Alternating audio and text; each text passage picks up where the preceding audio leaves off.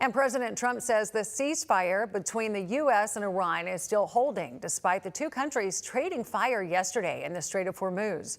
The hostilities come as the Trump administration expects a response from Iran today on its latest proposal to end the war. Olivia Rinaldi reports from the White House. The Pentagon says U.S. forces disabled two ships that tried to violate the U.S. blockade of Iranian ports Friday. The development comes a day after U.S. officials say Iran fired on 3 U.S. Navy destroyers in the Strait of Hormuz. The military said it responded with strikes on Iranian targets.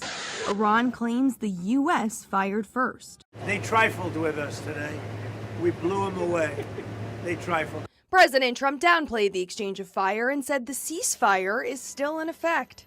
A lot of this posturing using military force from both sides is really getting after what is going to be the end state as it relates to the Straits of Hormuz when the dust settles with everything. Secretary of State Marco Rubio said Friday that the U.S. is expecting a response from Iran today regarding its latest proposal to end the war. See what the response entails. The hope is it's something that it can put us into a serious process of negotiation. But in a sign the two sides are still far apart, Iran's foreign minister said in a statement Friday, quote, "Every time a diplomatic solution is on the table, the U.S. opts for a reckless military adventure."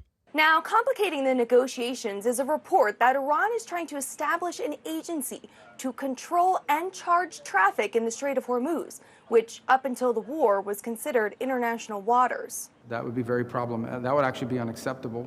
More than 1,500 vessels have been stuck in the strait since the start of the war. Olivia Rinaldi, CBS News, the White House.